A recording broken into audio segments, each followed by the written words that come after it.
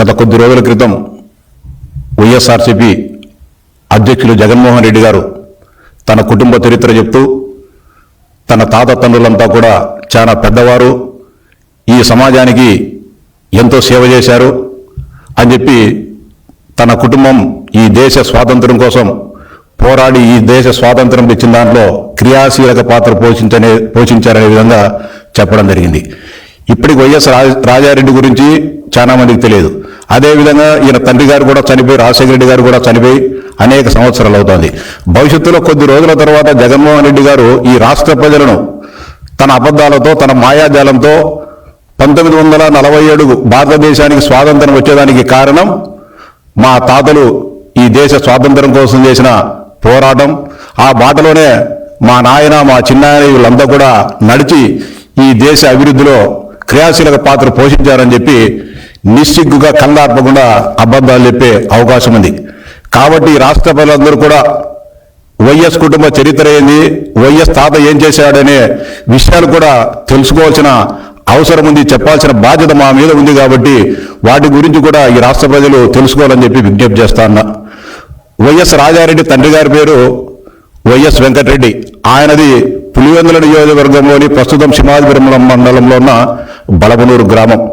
దాదాపు 11 మంది సంతానంతో ఆయన కుటుంబ భారాన్ని మోయలేని పరిస్థితిలో ఒక మధ్యతరగతి రైతుగా జీవించేవాడు. అదే సందర్భంలో ముఖ్యంగా రాయలసీమ ప్రాంతాల్లో కరువు కాటకాలు ఉండడంతో ఆయన తన పిల్లలను చదివించుకోవడానికి అనేక రకాలుగా ఆర్థిక ఇబ్బందులు పడే సమయంలో బ్రిటిష్ మిషనరీస్ సంబంధించిన ఫాదర్లు, అంటే క్రైస్తవ మిషనరీలు భారతదేశంలో అనేక మందిని, అంటే పేదరికాన్ని ఆసరా చేసుకుని వారికి ఏదో విధంగా ప్రలోభపెట్టి వారిని క్రైస్తవ మతంలోకి చేర్చుకునే కార్యక్రమాన్ని అది వేగంగా జరిపే పరిస్థితులలో వైఎస్ వెంకటరెడ్డి గారు కూడా క్రైస్తవ మతం పైన గౌరవం లేకున్నా కేవలం తన ఆర్థిక అవసరాలకు క్రిస్టియానిటీని వాడుకుందామనే ఒక ఆలోచనతో క్రైస్తవ మతంలోకి మారడం జరిగింది. ఆయన వెంటనే ఆ ఫాస్టర్ల చలవతో తన కుటుంబాన్ని జరుపుకోవడానికి, తన ఆర్థిక ఇబ్బందులను తీర్చుకోవడానికి వెంకటరెడ్డి గారు బలపనూరు నుంచి డైరెక్ట్ ప్రస్తుతం కడప నడిబొడ్డులో ఉన్న సిఎస్ఐ హై స్కూల్లో ఫాదర్ దగ్గర, అంటే హై స్కూల్ మెయింటైన్ చేసే ఫాదర్ దగ్గర చిన్న ఉద్యోగంగా చేరడం జరిగింది. అంటే బ్రిటిష్ వారికి అనుకూలంగా ఆ రోజే వెంకటరెడ్డి గారు, అంటే వైఎస్ రాజశేఖర రెడ్డి గారి కుటుంబం బ్రిటిషర్ల పంచన చేరడం జరిగింది. ఆ సందర్భంగా అక్కడ చిన్న ఉద్యోగం చేసుకుంటూ అక్కడ ఆ ప్రాంతంలో అప్పుడు సిఎస్ఐ స్కూల్కు కాంపౌండ్ ఉండేది కాదు. కాంపౌండ్ కట్టాల్సిన అవసరం ఉంది. ఎవరైనా సరే గౌండ్రీలను గోడ కట్టే వాళ్ళు కూలీలను చూడమని చెప్తే వెంకటరెడ్డి గారు 1-2 రోజులు ఆలోచన చేసుకొని, నాకు చాలా మంది పిల్లలు ఉన్నారు, మేము మా పిల్లలందరం కలిసి ఆ కాంట్రాక్ట్ను చేసుకుంటాం ఫాదర్ అని చెప్పినప్పుడు ఆయన కూడా అంగీకరించి ఆ పనిని అప్పచెప్పడం జరిగింది. ఆ సిఎస్ఐ స్కూల్కున్న కాంపౌండ్ను బాగా సమర్థవంతంగా కట్టి ఫాదర్ దగ్గర వైఎస్ వెంకటరెడ్డి గారు మన్నలు పొందడం జరిగింది. ఈ సందర్భంగా భారతదేశ వ్యాప్తంగా బ్రిటిష్ వారికి వ్యతిరేకంగా పెద్ద ఎత్తున స్వాతంత్ర పోరాటం జరుగుతోంది. ఇంక్విలాబ్ జిందాబాద్ అనే వాళ్ళపైన, స్వాతంత్రం కావాలనే వాళ్ళందరిపైన కూడా బ్రిటిష్ సైనికులు ఉక్కు పాదాలతో, లాఠీలతో, తుపాకీ గుళ్లతో ఆ స్వాతంత్రోద్యమాన్ని నిరంకుశంగా అణచివేయడం జరుగుతోంది. ముఖ్యంగా సీడెడ్ ప్రాంతం, అంటే ప్రస్తుతం రాయలసీమ ప్రాంతానికి సంబంధించి మిలిటరీ బేస్ అంతా కూడా బళ్ళారిలో ఉండేది. బళ్ళారి కంటోన్మెంట్ నుంచి బ్రిటిష్ సైనికులు ఆ ప్రాంతంలో జరిగే స్వాతంత్ర పోరాటాలను అణచివేసేవారు. ఆ సందర్భంగా బళ్ళారి కంటోన్మెంట్ అధికారుల నుంచి కడపకు సంబంధించిన ఈ సిఎస్ఐ ఫాదర్కు ఒక లెటర్ రావడం జరిగింది. ఇక్కడ ఉండే బ్రిటిష్ సైనికులకు మాంసం సరఫరా కావాలి, ఈ ప్రాంతంలో సరిగా దొరకడం లేదు, ఎద్దు మాంసము, ఎనుము మాంసము, ఆవు మాంసము వీటిని సరఫరా చేసే ఎవరైనా వ్యక్తులుంటే ఇక్కడికి పంపించమని చెప్పినప్పుడు ఆయనకు, ఫాదర్కు వైఎస్ వెంకటరెడ్డి గారు గుర్తుకు రావడం జరిగింది. వెంకటరెడ్డి గారిని పిలిచి అడిగారు, అయ్యా ఇక్కడ మనకు సంబంధించిన మిలిటరీ బలగాలన్నీ బళ్ళారిలో ఉన్నాయి, వాటికి ఈ ప్రాంతం నుంచి, మీ ప్రాంతంలో ఎద్దులు ఎనుములు బాగా దొరుకుతాయి కదా, ఇక్కడ నుంచి అక్కడ తీసుకొని సరఫరా చేసే వ్యాపారాన్ని నీకు ఇస్తామని చెప్పినప్పుడు వెంకటరెడ్డి గారు సహృదయంతో అంగీకరించడం జరిగింది. తనకు అన్నం పెడుతున్నా, తనకు అండగా నిలబడ్డ బ్రిటిష్ వారికి సేవ చేసే మహద్భాగ్యం తనకు కలిగిందని చెప్పి వెంకటరెడ్డి గారు ఆ ఆదేశాలను అనుసరించి ఇక్కడ సిఎస్ఐ ఫాదర్ ఇచ్చిన లేఖతో బళ్ళారి కంటోన్మెంట్కి పోయి అక్కడికి వారికి ఏమేమి కావాలా ఎప్పుడెప్పుడు సరఫరా చేయాలని దానిపైన ఆర్డర్ తీసుకోవడం జరిగింది. ఒకవైపు భారతదేశ వ్యాప్తంగా స్వాతంత్రోద్యమం జరుగుతూ ఉంటే వారికి సపోర్టుగా వారికి ఆహారాలు, వారికి ఎద్దు ఎనుము మాంసాన్ని సరఫరా చేసే కాంట్రాక్టును వైఎస్ కుటుంబం ఆ రోజే చేపట్టి బ్రిటిష్ వారి మన్నలను పొంది భారతదేశానికి వ్యతిరేకంగా పనిచేసిన కుటుంబం వైఎస్ జగన్మోహన్ రెడ్డి గారి తాత తండ్రుల కుటుంబం అని చెప్పి చెప్తాను. ఆ సందర్భంగా 1939, 1945 మధ్య కాలంలో రెండవ ప్రపంచ యుద్ధం జరిగింది. రెండవ ప్రపంచ యుద్ధానికి సంబంధించి బ్రిటిష్ వారికి అనుకూలంగా ఉన్న వారందరినీ కూడా ఆ రెండవ ప్రపంచ యుద్ధంలో పాల్గొనాలని చెప్పి బ్రిటిష్ వారి సైన్యంలో చేర్చుకోవడం జరిగింది. ఈ వాస్తవం చాలా మందికి తెలియకపోవచ్చు. జగన్మోహన్ రెడ్డి గారికి కూడా తన తాత స్వాతంత్ర సమరయోధుడనే భ్రమలో ఉన్నాడు కాబట్టి ఈ విషయం తెలుసో లేదో ఒకసారి మీ కుటుంబంలో ఉన్న పెద్దలను అడిగి తెలుసుకోమని చెప్పి విజ్ఞప్తి చేస్తా ఉన్నా. 1939, 45 మధ్య జరిగిన రెండవ ప్రపంచ యుద్ధంలో మీ తాత నువ్వు చాలా గొప్పగా చెప్పుకుంటున్న వైఎస్ రాజారెడ్డి గారు మద్రాస్ రెజిమెంట్లో బ్రిటిష్ సైన్యంలో చేరిన విషయం వాస్తవమా కాదని చెప్పి సూటిగా ప్రశ్నిస్తా ఉన్నా.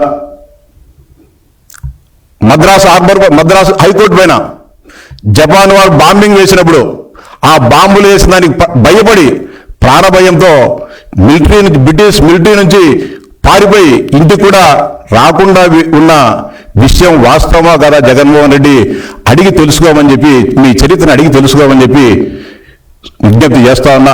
స్వాతంత్ర 1947 ఆగస్టు 15వ తారీఖు ఈ దేశానికి స్వాతంత్రం వస్తే స్వాతంత్రం వచ్చేటంత వరకు కూడా మీ తాత ఎక్కడ నువ్వు మిలిటరీ నుంచి పారిపోయి వచ్చావు కాబట్టి ఇక్కడ ఉండే పోలీసులు అరెస్ట్ చేస్తారేమనే భయంతో, అంటే అరెస్ట్ చేసి మళ్ళీ ఇక్కడ మళ్ళా మిలిటరీకి తీసుకొని పోతారనే భయంతో నువ్వు మీ తాత ఊరికి రాకుండా దేశాలు పట్టుకొని తిరిగిన విషయం వాస్తవమో కాదో మీ పెద్దలను అడిగి తెలుసుకోమని చెప్పి చెప్తా ఉన్నా.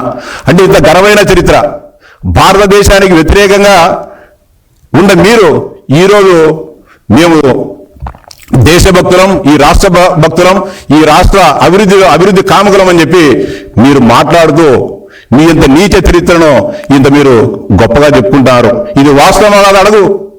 బ్రిటిష్ వారికి అనుకూలంగా మీ కుటుంబం పనిచేసిందా లేదా ఇది వాస్తవం నేను చెప్పేది. యాజ్ పర్ రికార్డ్స్ ఉన్నాయి, మీరు కావాలని తీసుకోండి.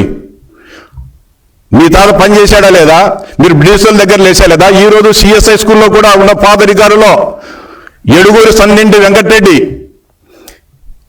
అక్కడ ఉద్యోగం చేశాడా లేదా స్వాతంత్రానికంటే ముందు అనే విషయం ఈ రోజు కూడా రికార్డులో ఉన్నాయి. కావాలంటే నీ మనుషులు పంపించి వెరిఫై చేసుకో జగన్మోహన్ రెడ్డిని చెప్తా ఉన్నా. దాని తర్వాత స్వాతంత్రం వచ్చిన తర్వాత అనేక రకాల పరిణామాల నేపథ్యంలో ఈ కుటుంబం పెద్దది, రకరకాల ఆ కాలంలోనే కొంత వ్యాపారాలు చేసేవారు వాస్తవమేమే కాదని చెప్పలే. కానీ మిగతా వాళ్ళ వ్యాపారాలు చేసేవాళ్ళు, కానీ మీ తాత రాజారెడ్డి గారు అరాచకం చేసేవాళ్ళు, రౌడీజం చేసేవాళ్ళు, పంచాయతీలు చేసేవాళ్ళనే విషయం అందరికి కూడా తెలుసు. అందరూ కూడా మీ కుటుంబంలో అందరూ కూడా పెద్ద పెద్ద చదువులు చదువుకున్నారు. అంటే రాజశేఖర రెడ్డి గారి మేనత్తలు కానీ రాజశేఖర రెడ్డి గారి పెదనాన్నలు చిన్నాన్నలు అందరూ కూడా పెద్ద పెద్ద చదువులు చదువుకొని సమాజంలో గౌరవంగా బతికారు. రాజారెడ్డి గారు ఏం చదువుకున్నారు? బ్రిటిష్ వారి ప్రాపకంతో వారిచ్చిన అన్ని ఆ రోజు విద్యా సంస్థలన్నీ వాళ్ళ కంట్రోల్లో ఉన్నాయి కాబట్టి రాజశేఖర రెడ్డి మేనత్త గారిని, అంటే మీ అవ్వలను మీ తాతలను అందరినీ కూడా బాగా చదువుకొని బ్రిటిష్ వారి ద్వారా అభివృద్ధి చెందడం జరిగింది.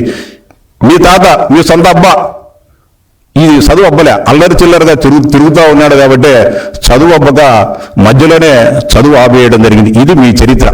స్వాతంత్రం కంటే ముందు మీరు సాధించిన ఘనత. తర్వాత రైల్వే కోడూరు నియోజకవర్గంలోని మంగంపేట ముగ్గురాల వ్యవహారంలో వెంకటనరసయ్య గారు ఒక పద్మశాలి కుటుంబీకుడు. అతనికి అక్కడ మైన్స్ ఉండడం జరిగింది. కానీ దాని చుట్టుపక్కల ఉండే మైన్ ఓనర్లంతా కూడా ఈయన కంటే బలవంతులు కాబట్టి ఈయన మైన్ నుంచి అక్రమంగా వాళ్ళు ముగ్గురాయి తరలించడము, ఈయనను బెదిరించడము, దౌర్జన్యాలు చేస్తుండడంతో అప్పటికే నువ్వు పులివెందుల ప్రాంతంలో పేరు మోసిన రౌడీగా రాజారెడ్డి గారు పేరు ప్రఖ్యాతులు సంపాదించారు కాబట్టి నిన్న ఆయన ఆశ్రయించడం జరిగింది. నీకు పెట్టుబడి లేని భాగం ఇస్తాం, నాకు అండగా ఉండమని చెప్పి అప్పటికే వచ్చిన ఆ కొద్ది భాగంలోనే మీకు ఇబ్బడిగా ఆ రోజు డబ్బులు రావడం జరిగింది. వచ్చిన దాంతో మీరు సంతృప్తి పడలే. ఇప్పుడు మాలో మనకు చిన్నప్పుడు కథ చెప్తా ఉంటారు, బంగారు బాతు కథ. రోజు ఒక బంగారు గుడ్డు పెట్టేది బాతు. పనికి మాలో రాజారెడ్డి అట్లాంటి ఒకటేసారి కోసుకుంటే దండిగా బంగారు గుడ్డు దొరుకుతాయి కదని చెప్పి ఆ బాతును కోస్తే దాంట్లో గుడ్డు లేవు. అంటే రోజు ఒక గుడ్డు బంగారు గుడ్డు మాత్రమే పెడుతుంది. ఆ చందంగా నరసయ్యను చంపితే మొత్తం రైల్వే కోడూరులో ఉన్న ముగ్గురాయి గనులన్నీ కూడా మా వశమవుతాయి కదా అని చెప్పేసి వెంకట నరసయ్య గారిని 15/7/1975లో చంపిన విషయం వాస్తవమా కాదా? జగన్మోహన్ రెడ్డి గారు తెలుసుకోవాలి మీ చరిత్ర. నువ్వు పుట్టిండొచ్చు గోల్డెన్ స్పూన్తో, మీరు పుట్టి పెరిగింది, నువ్వు తినే ప్రతి రక్తపు ఆ గోల్డెన్ స్పూన్తో తినే ప్రతి అన్నం కూడా రక్తపు మరకలై ఉన్నాయి. రక్త మాంసాలతో చేసిన వంట నువ్వు తిన్నావు తప్ప మీరు కష్టపడో లేకుంటే సేద్యం చేసి సంపాదించిన డబ్బులు కాదనే విషయాన్ని గుర్తుంచుకోరా. వెంకట నరసయ్యని చంపారు. ఆ రోజు మీరు రాజకీయాల్లో లేరు. వెంకట నరసయ్యను కేవలం అతని దగ్గర అతను భాగంగా ఉన్న మొత్తం అంతటిని కూడా అతని యజమానిగా ఉన్న గనులను ఆక్రమించుకోవాలనే ఆలోచనతో కడప కోటిరెడ్డి సర్కిల్లో మీరు హత్య చేయడం జరిగింది. ఆ రోజు నీ మీద కూడా ముద్దాయి, కానీ మేనేజ్ చేసుకొని ఆ రోజే వ్యవస్థను మేనేజ్ చేసుకొని ఆ కేసు నుంచి నువ్వు తప్పించుకొని మీ తండ్రిని, మీ పెద్దనాన్న రాజశేఖర రెడ్డి గారు అన్న పెద్దనైన జార్జి రెడ్డి గారిని ఆ కేసులో పెట్టి అరెస్ట్ చేయడం జరిగింది. దీంట్లో రాజశేఖర రెడ్డి పాత్ర 99% అంటే మిగతా వాళ్ళ పాత్ర 1%. దాని తర్వాత నరసయ్యకి ఎవరు కానీ భార్య తప్ప పిల్లలు లేరు, వారసులు ఎవరు లేరు. ఆయనకున్న సమీప బంధువులు కూడా చంపేస్తారేమో మీరు అని చెప్పేసి శ్రీకాకుళానికి పారిపోయి మురళి అని వాళ్ళ సమీప మేనలుడు శ్రీకాకుళంపై టీచర్ ఉద్యోగాన్ని పొందడం జరిగింది. అప్పుడు తెలుగుదేశం పార్టీ లేదు, లేకపోతే ఇంకో పార్టీ లేదు. మీ తండ్రి గారు ఎమ్మెల్యే కాదు. ఏ ఫ్యాక్షన్కి సంబంధం లేకుండా మీ పైన ఎవరు దాడి చేయకుండా మీరు వెంకట నరసయ్యని ఎందుకు చంపాల్సి వచ్చింది? ఇది వాస్తవం కాదా? రికార్డు కాదా ఇది? ఎఫ్ఐఆర్ నెంబర్ అంతా 144/1975 కడప 1 టౌన్ పోలీస్ స్టేషన్లో మీ తాత పైన, మీ పెదనాన్న పైన, మరో 6 మంది పైన కేసు నమోదైన విషయం వాస్తవమా కాదా? ఇంకొక విషయం కూడా నువ్వు తెలుసుకోవాలా. వెంకట నరసయ్యను హత్య చేసేదానికి మీ తండ్రి రాజశేఖర రెడ్డి గారు ఒప్పించింది 25,000 రూపాయలకు. 25,000 రూపాయలు డబ్బులు ఇస్తా అని 5,000 రూపాయలు అడ్వాన్స్ ఇచ్చి చంపిన తర్వాత 20,000 రూపాయలు డబ్బులు ఇస్తా అని చెప్పి ఒప్పందం చేసుకున్నారు. కానీ దురదృష్టవశాత్తు నరసయ్య చచ్చిపోయేటంత వరకు ఎవరు చంపినారనే విషయం ఎవరికి తెలియదు. దీంట్లో మళ్ళీ యాక్షన్ పండించినారు వీళ్ళే. రాజశేఖర రెడ్డి కాకుండా రాజారెడ్డి గారు, జార్జి రెడ్డి గారు మా నరసయ్యను చంపేసినారు, ఎవరు చంపినారు అని అంతా చూస్తామని చెప్పి ఏడ్చి పడబొబ్బులు కానీ పెట్టినారు.